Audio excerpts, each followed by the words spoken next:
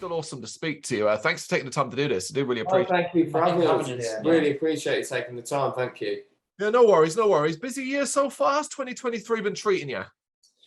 Been pretty busy, hasn't it, so far, lads? Yeah. Well, first month has been just go, hasn't it? Yeah, absolutely. From day one, really, hasn't it? Yeah, hopefully it keeps going. It'll keep going upwards. Like, absolutely, yeah. Do you feel like it's a continuation of 2022 in general? Yeah, definitely. I mean, I think when a new year starts, there's always sort of the ones for me, boys. Like you sort of not doubt yourself, but you think, oh, have we got to try and get the momentum going again because it's the end of the year, and is that a bookmark finish? But we sort of came out. We had a couple of gigs booked at the platform supporting Fizzy Blood, and like the other one was at East Anglia. Oh yeah. And yeah, they were incredible. Like some of our best gigs, especially the platform. So sort of hit the ground running, so to speak, which we're really pleased about. Did you feel any pressure to kind of match what was, let's be honest, a pretty incredible 2022 overall?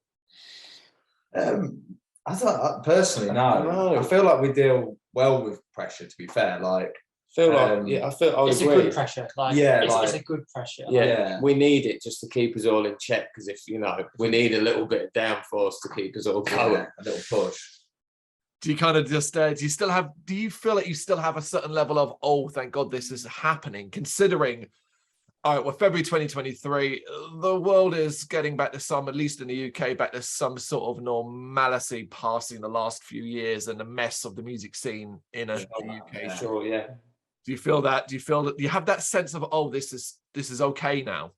Yeah, definitely. I think at one point it was like, is this ever going to be all right? Obviously, I'm sure it was for us all, wasn't it? But yeah, it was just before we had like the tracks recorded just before it all kicked off, and we couldn't do anything with them. Like we weren't even live, so to speak. Like we didn't have the socials up and running, so it was like, oh, what we're gonna do? Like, do we release them or do we wait? And I think we did the right thing with waiting and letting it die down. 100%. Because it probably would have fell to deaf ears. Yeah. I think you're not wrong there, considering the initial early stages and then the struggle of everyone to work out what was going to happen and what people were going to do. Did you feel, or did you have any thoughts of just like, well, okay, this has happened, this isn't going to change, maybe we just knock this on the head? Or were you very, very adamant, no, we are doing this no matter what? But in fact, we kind of, if you can say this, we kind of used the whole lockdown period to our benefit in a way, because we were writing songs behind closed doors, obviously separately, but like FaceTiming and sending different lyric ideas and whatnot to each other, and just scheming. Yeah, we call it scheming, just to like to plot what we're going to do next, or whatever that may be. But yeah, so we used the lockdown, but pretty much all of them, to just write different tunes and plan for what we're going to do. And it's kind of, I feel like that pre-planning is paying off at the minute. Like we've still got a long way to go, don't get me wrong, but it's each step sort of going in the right direction, which we couldn't ask for any more really in the short amount of time we've been live. Yeah. Listen, any benefits and any positives that can be taken out of that period of time is always going to be worth screaming about. We all know, and it's been an incredibly difficult experience for many, many people across the entire world. But you're not alone in at least having that time to, I love the word you use, scheme. That's an incredible choice of words used to describe it. So the fact you were able to do that, and knowing that, and also knowing that obviously that time normally isn't available all the time, really, when you're working on music. Did you learn from that and think, okay, going forward, no matter what we do, we're always going to try and give ourselves the time to prepare and really build towards a release? Yeah, every Tuesday. Yeah, and weekends. Yeah, we're together quite a lot, and you try to put that time in, don't you? But it's like sometimes you have so much going on, and it's like, right, let's just focus a little bit of that time on that, and then do that. Oh, we need to probably start writing a bit more, or I think you've got to make time, haven't you? Like, with anything, if you want to succeed in whatever you want to do, you've got to be literally obsessed with it. I think personally, anyway, which we are, which we all literally are. We spend I know bit cliche to say, but every waking hour we're thinking or chatting about the band, and we're on the phone to each other, and we're all on the same wavelength, which is probably like one of the hardest bits about finding the band, like finding the you know, so you might be more into it than somebody else, and then it's like it doesn't work out because everyone's got to be pushing it, you know, at the right 100%. level. And 100%. yeah, we're lucky that we do. We have each other to do that. What was your initial vision when we're going back a few years, obviously? But what was your initial vision for Moskito when you kind of first thought, "Yep, this is going to be a thing"? Did you really know what you wanted to do? Did you immediately go, "Right, this clicks, and we've got it, and this is what we're going to do as we go forward"? Well, really, like me and Will are brothers, so we've sort of always, whatever bands we've been in, I've been in and with Will, or not all of them, but Will's been every single one I've been in. So like he pulled me into it really, and then Sam, we've all been in bands together for years, like covers bands or like tried writing whatever. But yeah, I mean, it's just it kind of happened out of nowhere, really, didn't it? Yeah, you and Joe, who can't be here tonight, unfortunately, he's busy, bless him. But just had a baby, so you got to let him off. You and Joe, we kind of just started. He felt a bit sorry for me, to be fair, because I was out of a relationship and he was in a band that were doing quite well, and yeah, we just started writing stuff, like stupid stuff. Like the earlier songs were just divvy. They were funny, just but like we had something there that we really enjoyed, and we went to Sam's a producer, and we went to record with him. Obviously been friends for years, and yeah, like obviously that stuff won't ever get released, but maybe never know.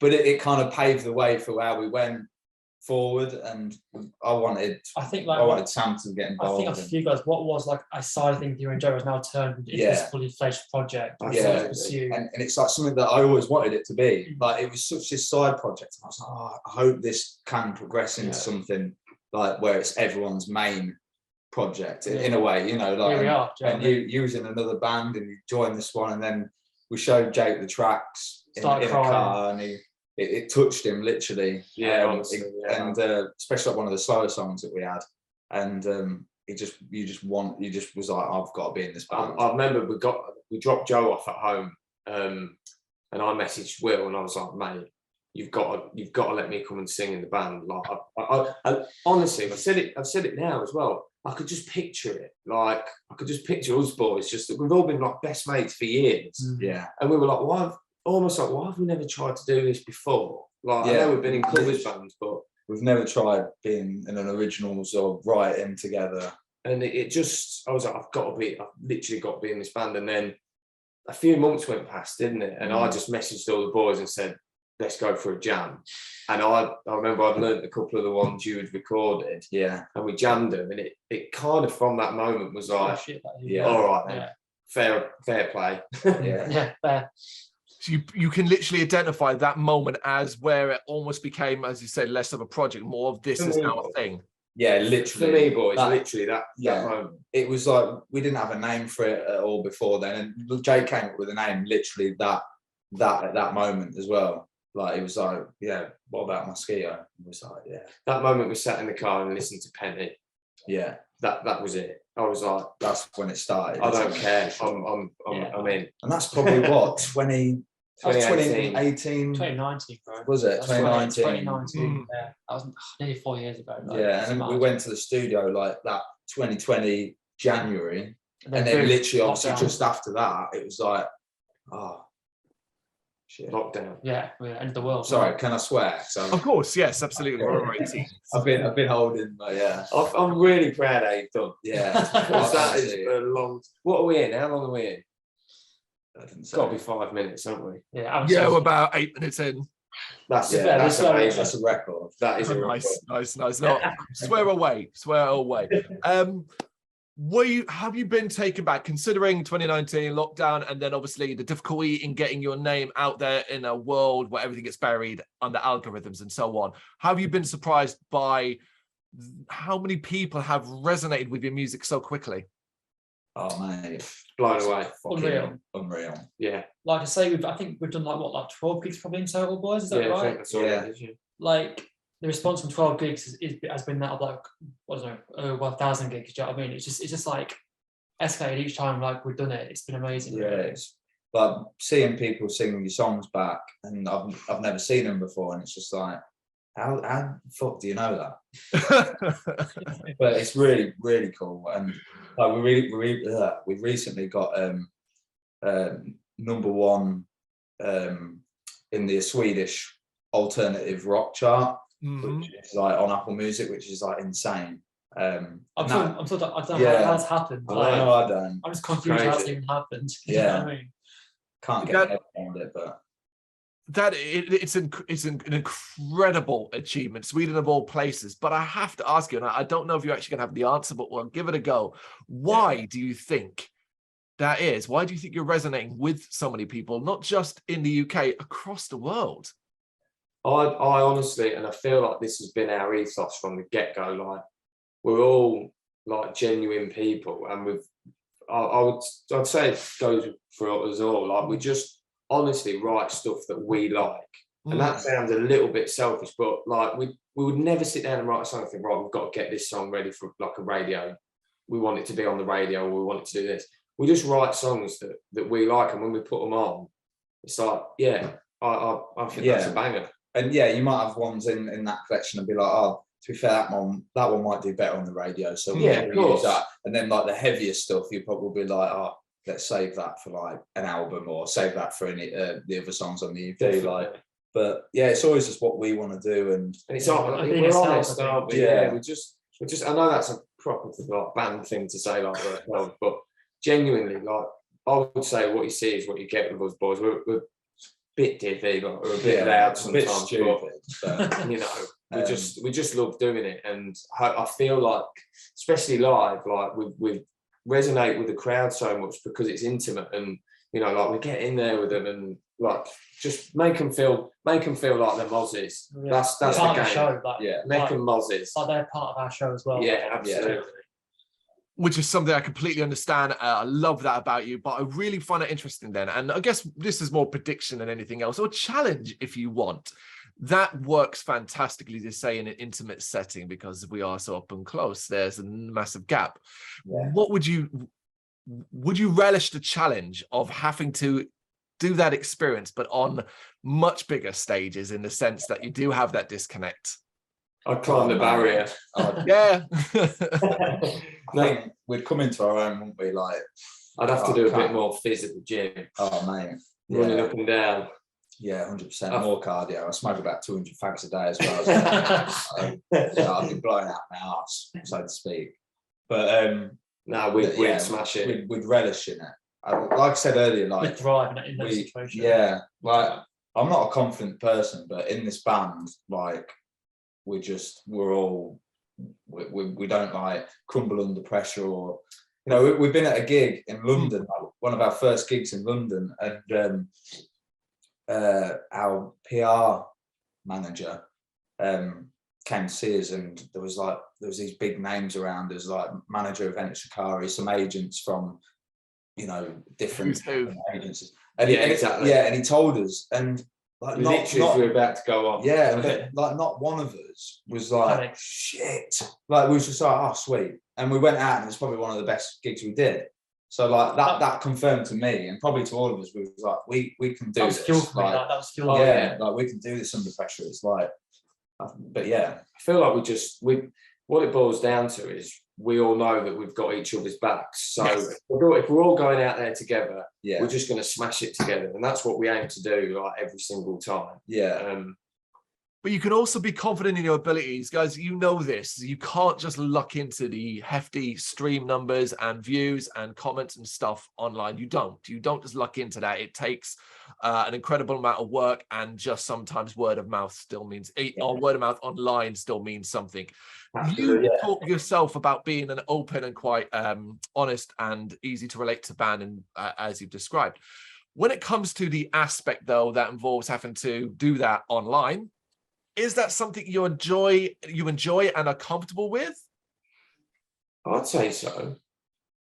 Well, the whole social media side of things. Yes. Yeah.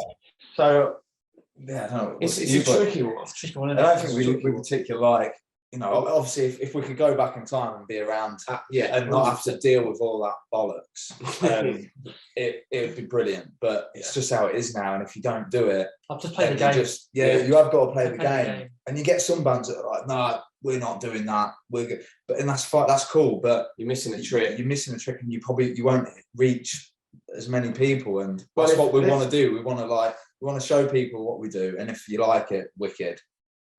Without social media, we wouldn't have done, you know, as well as we've done so far, would we? So we can't really grumble about it, and you know, it is what it is. But you've got to work with it, not work against it, I'd say. Yeah, definitely. Yeah, play the game. Yeah, there's so many more now as well in the TikTok. Yeah, it's like there's bands getting big off TikTok that are shit, and they're like, just because they made a funny video, and it's just like, well, maybe we need to start. And we're funny guys, so I think like we're looking at probably that side of it, just being ourselves, but not like all this other bollocks like trending and stuff. But yeah, we'll see how it goes. It is a necessary evil, and even if you're good at it right now, it doesn't mean you'll be good at it in 6 months as algorithms change and so on. You know, fickle, isn't it? Yeah. Yeah. For exactly. you, up to this point, what has been the track, right, that you've noticed has hit listeners, resonated with listeners in a way that maybe you didn't particularly expect? Maybe it was a specific piece of music that you thought, yeah, this is a good track, but maybe it wasn't the one that you thought, bam, wow, these people love this one. Bloodshot. Yeah? Bloodshot. Yeah. Bloodshot's like one that, well, was used 517. Is it 517? That's mine. Sam's 5. Yeah. But Bloodshot was one that, well, especially you and Joe weren't sure on really. Like, you like the track, don't you? Yeah, like, I don't hate it, but it's not my Moskito song. Yeah, we didn't use it as a single. It was just kind of one that we put on, we kept on there. But it's like one of our oldest ones. Yeah, it's one of the first few, isn't it? Like, for sure. But yeah, I think for me. Yeah, because I didn't. I wasn't sure how it was going to be received. I love the track. Like, I love playing it live, and I think you do, bro. Don't you? But, as I say, the other two weren't quite sure. And yeah, like I got some messages from my friends who are very hard and listen to music all the time. Very, you could, So the people I didn't expect to message were like, "Yo, mate, Bloodshot's a fucking banger." I was like, "Whoa!" Message the boys, was like, "Yeah, look, told you." And it's like our top. It's one of our top. It's in the top 3 now, like on Spotify, which is really cool. But yeah. Sticking to Going to Bad Love. It's not been out long now, of course. Have you found a reaction to it so far that you have been able to pay attention to? It's been quite, I think, to be fair, like since it came out like last week or so, it's been quite overwhelming. I think like everyone's been commenting saying how much they love it. Like it's been getting played on Radio 1, which I didn't expect at all. It's just overwhelming, I think, is the word to use for that. Like, it's just crazy how it's getting to Sweden and on the radio. It's just overwhelming. I'd be happy with 10 people like it. Yeah. So the amount of people that do like it, and you know, like it's being played in Sweden loads and stuff like it's crazy. But hopefully it just keeps progressing. This is like a stepping stone, and we go to the next one on the next release or whatever. And we want to like keep the releases, quick now. We know we waited too long after the first. I think between Baby and Speed Fruit, there's too much of a gap. I think now I aim between I think going forward 2023 just to keep bashing that music out, just keep churning it out. Whereas before, there's probably a bit slow with it, maybe. Yeah, definitely. But this time, keep people interested. Just churn it out. Yeah, just churn. Make sure it's good shit, obviously. But, and not. Yeah. What's your biggest challenge to be able to do that? Because being able to keep music going out, churning it out, as it were, quantity and quality is one thing, but having the time to do it is another. Do you think that's potentially the biggest challenge you face? I personally don't think, like writing music is obviously it's a challenge, but we haven't struggled with it yet. I mean, we've got a back catalogue of like 20 plus songs. 20 plus songs. Wow. Touch wood, that's okay at the minute. So I feel like we can get the music out there. We as I said earlier, we set ourselves time every single week, whether it be on a Skype call or at Sam's at the Moz Cave. And you know, and we set some time. I think Skin, genuinely, aren't we? our biggest challenge is paying for studio time and paying for, you know, getting videos out, merch, you know all that that's stuff. the biggest challenge at the minute. So we just got to keep riding it out, and we, you know, Invest time, work a few extra hours. Somebody wants to sign us, you know. Yeah, we promise we'll put the creative juices into it. Yes, a little bit of money will certainly help things move along nicely. So yeah, anyone want to help, by all means. There's Patreon, we'll go fund me. You know. Yeah, whatever needs to be done. Guys, when you read a description of Moskito, and obviously you get a lot of detail and a long-winded thing, but there was a specific line that I thought was one of the most fascinating I'd read, and perhaps summed up not just Bad Love, but you guys as a whole. And I think it's what I would use to describe you to someone in the future. And it was a book of short stories with no happy endings. I thought there in that line that you get so much detail immediately from what Bad Love is and potentially what the sound might be like. That interpretation obviously is something that anybody can take something different out of, that maybe even you intended. Is that an aspect that you're okay with? Are you comfortable with the interpretation that any person might take from your music, or do you kind of want it to stick to the specifics of what you wrote it about?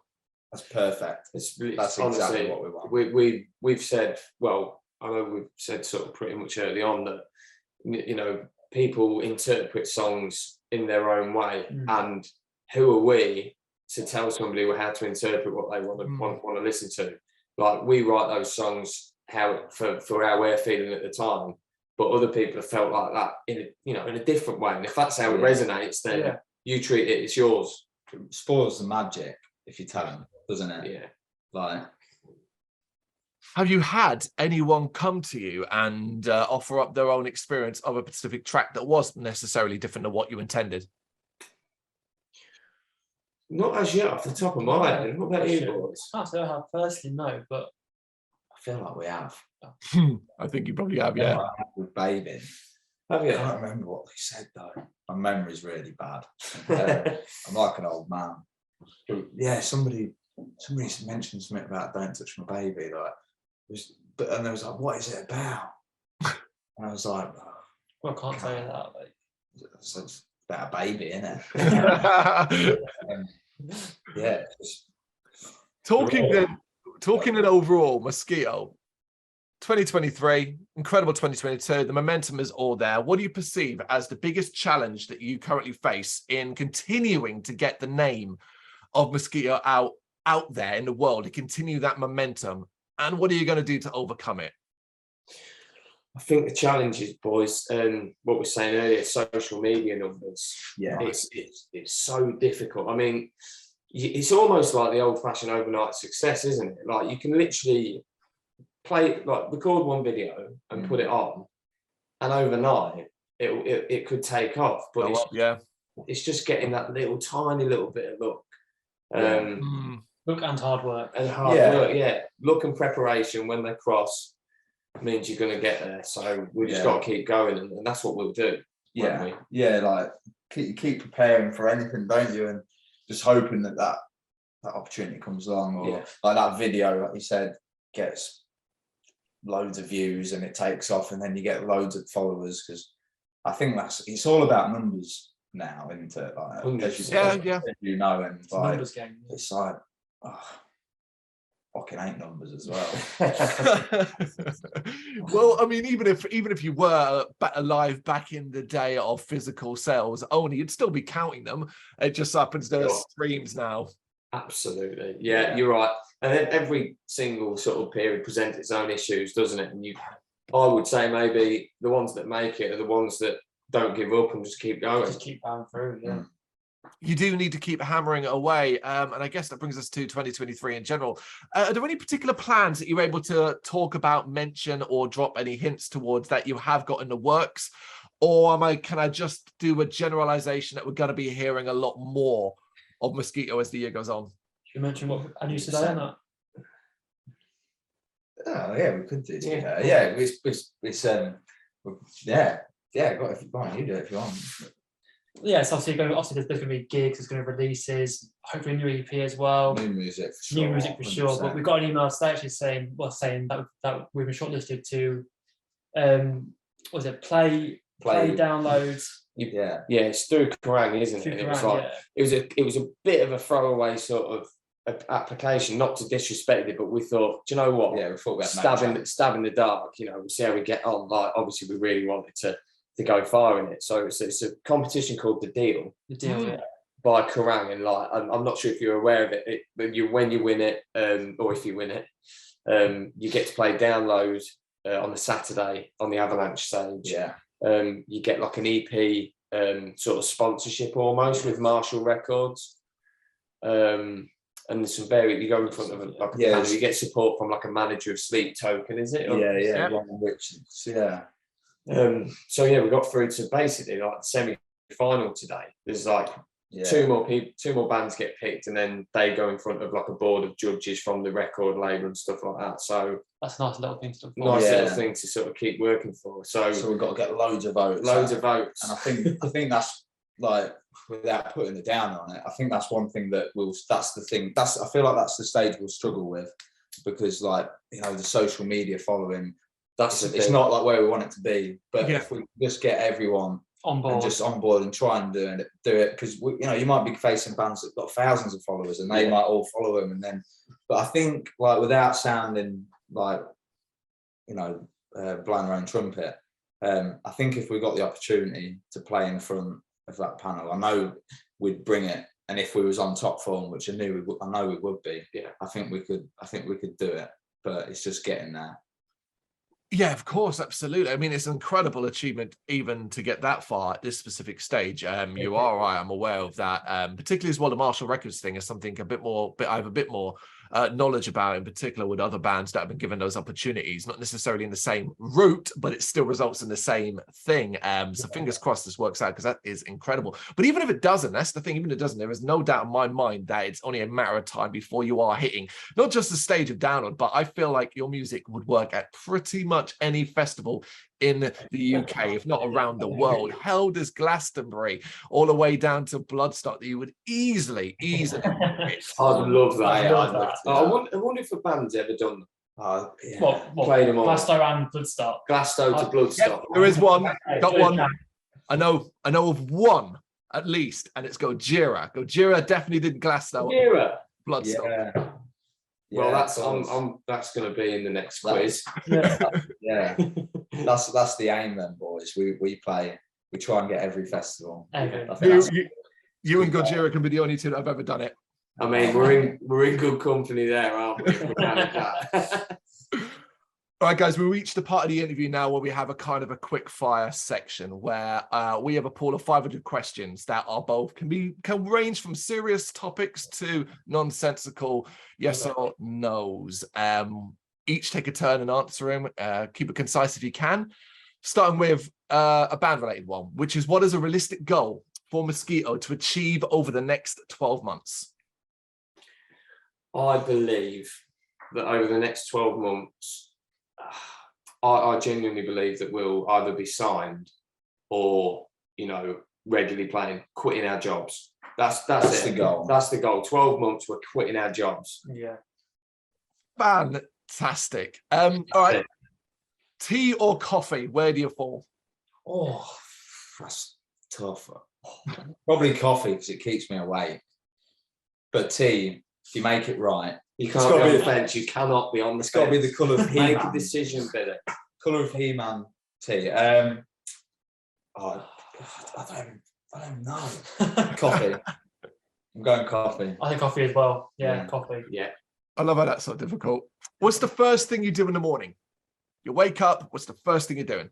Sam. Eat straight away. Yeah. I'm eating straight away. You eat all the time. I'm eating straight away. I'm down there. It's going to be like just cereal, eggs, toast, anything, I'm eating it. Like, good man. Sorry, I missed that. That's it. Did you get it? Yeah. Sorry, did you get that? Yeah, I got you. Yeah, absolutely. Oh, do you want us? Yeah. Oh, go for a piss. I'm nearly 30. I'm 27, and I feel old as fuck, and I'm just desperate for a wee. So pretty boring, really. I get out of bed literally 10 minutes before I need to leave the house. Like, I'm not a morning person. I feel more awake at night. But I'm the opposite to Will. I get up about an hour before I have to be up, and then literally the first thing I do is boring, just brush my teeth, and then just potter about downstairs. Boring, really. It's the first thing in the morning. No one's expecting you to wake up and lean over and grab your Push the instrument. telly out the front window and get in the van and, you know, rock star stuff. choke the chicken. What is a dream place for Moskito to someday play? For me, it's probably Rock City, Brixton, or the Engine Shed in Lincoln. Nice. For me, got to just go big, haven't we? Wembley. Madison Square, motherfucking Garden. Hey. Or Wembley. Like that would be. I think obviously if we played that, fucking hell, lads, we've made it. Yeah. Oh yeah. But even like Rock City, obviously, and venues like that, like that'd be incredible. Obviously, I'd think we'd made it at that point. To be honest, like at least where if we didn't even get any further than that, I could die an happy man. I think mine's got to be Download, honestly. Yeah. Like, To be fair. it's got to be. It's like, it's just so iconic, especially like, so used to go like when I was younger, like we're going again this year, hopefully, either way. Yeah. In fact, hold off buying the tickets just in case. Just in case.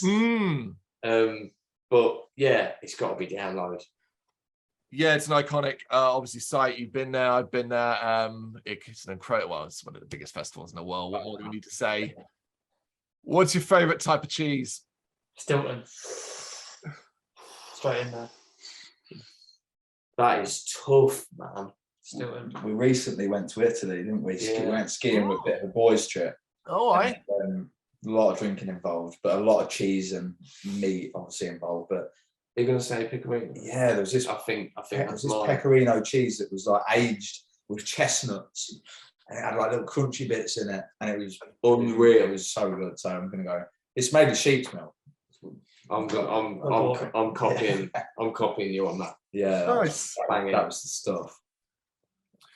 What was the last piece of media? A film, a show, a book, a song, whatever you want to use, that had a profound effect on you? Last of Us. Are we talking episode number 3 here, yeah? Yeah, definitely. It's a great episode. Unreal. Yeah. You haven't seen One it of the yet, best have you? things I've ever watched. Yeah, it's so good. So good. Like, really enjoyed that through.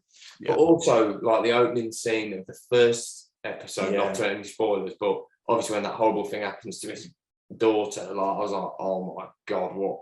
Because I've not played the game. Ah. Yeah, those boys Not played the so game. it's like a different experience for people obviously that haven't played the game, isn't it? Oh, God, But at the I same got time, it's different to the game anyway. So Yeah. it's like it's nice for us guys who actually have played it. But I think Interstellar. Oh, wow. Film wise, like it's fucking unreal. Like So, it I watched that again the other week, and I was like, yeah, man, it hits, like- doesn't it? It really Mhm. hits. Probably stuff like that. We do like film, to be fair, don't we? Sci-fi.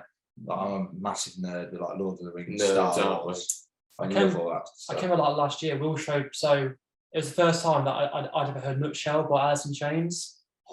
Somehow like it's missed me in my life. I don't know why. I heard that. Same though. I heard that for the first time like last year, and I was like, whoa! Like this song hits. Jar Yeah. of Flies. Bro, And I've since got the then, I've been like, vinyl in the this is garage. You'll have to great. borrow it. Yeah. Yeah, that was the Unreal. first time I heard it as well in the car with you. And I don't know why. For some reason, I haven't like proper delved into Alice in Chains, and I I love feel dirty for saying that. Like, I don't know why. I think a lot of the time as well in your lives, like I'm not a fan of Alice in Chains, but I am married to a woman who thinks they're the best band in the world. So I have to That's know it, just isn't about it? bloody everything about Alice in Chains. Yeah. The rivalry of a lifetime, Mario or Sonic? Oh. Sonic for me. For me, it's Sonic. Mario. See, my son would kill me if I don't say Mario, because he's like got all that Lego, but it's got to be Sonic. Mega Drive, man. To be fair, yeah. Now, this is a good one because you actually at least dropped that you've been to festivals in the past. Do you have any personal festival horror stories? Oh, God. We kids in it, you know? Oh, man. Gee, how long have you got?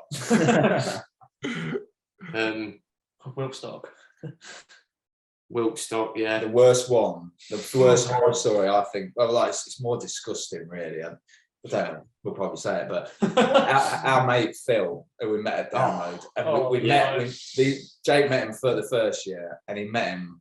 Do you want to explain how you met him, just quickly, and then I'll tell the. Yeah. So me and a couple of my other mates were in the queue for Download first year. I don't know if you went that year, but it was when the like turnstile or the gates struggled because it was like cashless and all the armbands went wrong. Yes, I was there. Remember? Yeah. I mean, it was horrendous. It was boiling hot, like a roasting hot day. We was all in the queue for like 3 hours, and it was awful, wasn't it? And anyway, I really needed a piss. So we'd been drinking like lager all the way waiting, and there was this lad behind me, pigtails, baggy combats, just shouting something about Black Veil Brides being shit. So I was like, yeah, I quite like him. No disrespect to any Black Veil Bride fans. But so anyway, I was like, we got chatting to this guy, and he'd had a couple of beers with us, pigtail guy. And I was like, I really need the toilet. And he was like, yeah, mate, piss in this. And there was like this Lucozade bottle or something on the floor. So did my, had a wee in this bottle. Yep. And I went to like go and put it out of the way, like try and get it in a bin bag or something. And Phil went, what are you doing with that? And I was like, mate, I'm getting rid of it. I'm not going to chuck it on the floor. And he said, how many beers have you had? I said, 10, 12. And he was like, don't fucking waste it. Don't waste it. Phil Morgan, ladies and gentlemen. Like, honestly, he's a legend. So yeah, I've seen him do some pretty fucked up shit at festivals though. Like jumping into portaloos that were literally caked with human feces, and he just jumped in to go for a shit himself. Is that the horror stuff? And it was all on the seat and everything, and he just jumped and sat down. I've seen him in a tent with his feet poking out, a little one-man tent, and there's like a massive, his tent's like that deep of water, and he's just laid in it, like he's a nutter.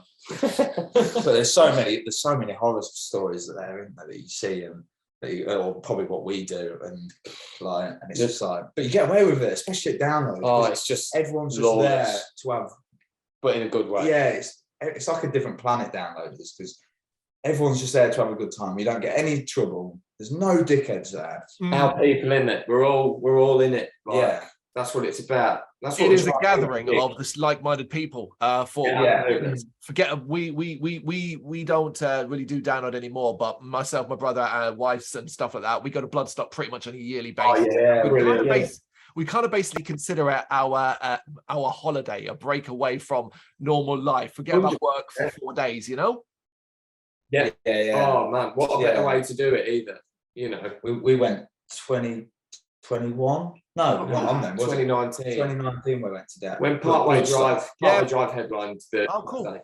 Yeah, that amazing. That was the year when all the wind, all the wind, like they had to stop the show, didn't they? Yeah, of course. Like Cradle was delayed, and the signs had to come down. The festival's so small. I probably walked past you 10 times over a day. 100%. You probably saw a bunch of idiots. Miming, pretending we was playing tennis, and like there's two lads stood on top of each other being the umpire. If you saw that bunch of idiots, because there was quite a lot of people watching and just probably laughing at us, like amazing. We was battered, like we was the idiots of the festival. So you would have definitely seen us if you was around us. Yeah, we weren't being dickheads. It was just having a laugh. But yeah, no, Bloodstock, what a festival. Yeah, love to play that as well. Oh yes, absolutely. I go second last one. Where do you fall?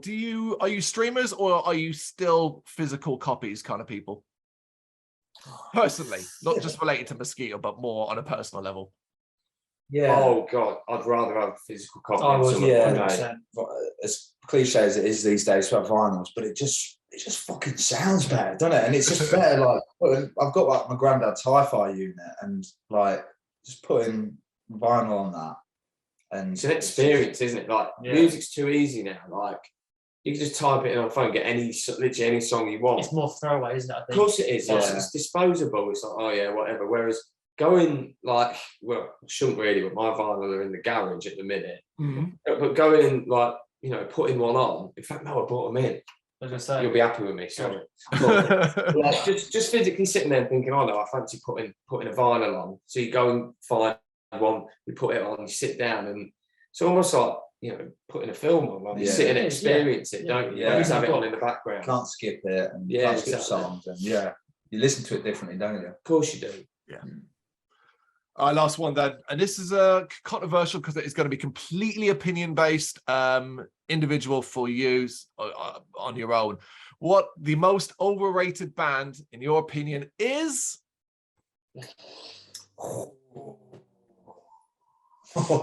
Yeah. Oh, let's think.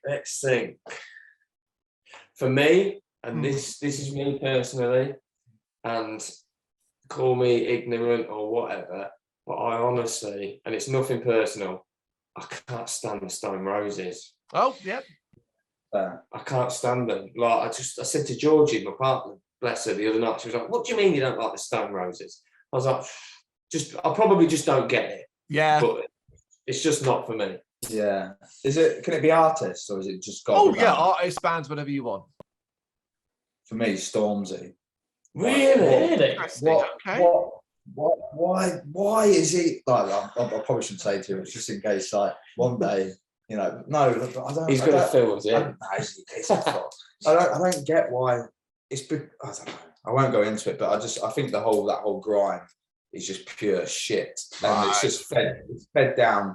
It's fed down like young people's throats, and like you don't get anybody really learning to play guitar anymore as a kid, because it's just like, yeah, this is cool, and it's trash, innit? It is trash. Like even Stormzy, I can go on, but yeah, just that bugs me, because there's so many other artists and bands that are better than him and release and make better music that actually has soul. Do you know what I mean? Actually has something to it, and to me, like it doesn't. Like maybe he does have songs that do, but from what I've heard, it's trash. I think for me, I'm fully aware this is like bad to say, but like for me, it's madness. Yeah, like I love madness. I appreciate what they do and what they've done, and you know, as a band, they're amazing, like musicians and players. Just for me, I just can't get behind it, and that's just my thing. Like, love a bit of that. I know you boys do, but I just can't get into it. That's why it's a question. It's always going to be incredibly subjective, and you might be able to admire and appreciate the talent involved. You know, I'm fully aware. You know, the other guys in the band, they're amazing players, they're amazing musicians themselves. I can't get away from them. But it just doesn't hit me in that way. Yeah. No, fair play, mate. Yeah. Guys, this has been incredible. Thank you so much for taking the time. Thank you for having me. We could have been going for another hour, but for now, I mean, I can't wait to see what 2023 holds for you. I think I have complete confidence, particularly after spending this time with you, that it's going to be incredible. We've enjoyed it. Bless you, really enjoyed it. Bless you. Thank you very much. It means a lot. Thank you very much for watching. If you liked what you saw, please help us out by giving us a thumbs up and hitting that subscribe button. If you really liked what you saw, consider donating to keep the website and channel running by buying us a coffee via our coffee page or picking up some merch from our Big Cartel store. You can check us out on gbhbl.com, as well as via our social media, Facebook, Instagram and Twitter, as well as listen to our interviews via SoundCloud, Apple Music and Spotify. Just search for GBHBL. Games, horror and heavy metal. What else is life for?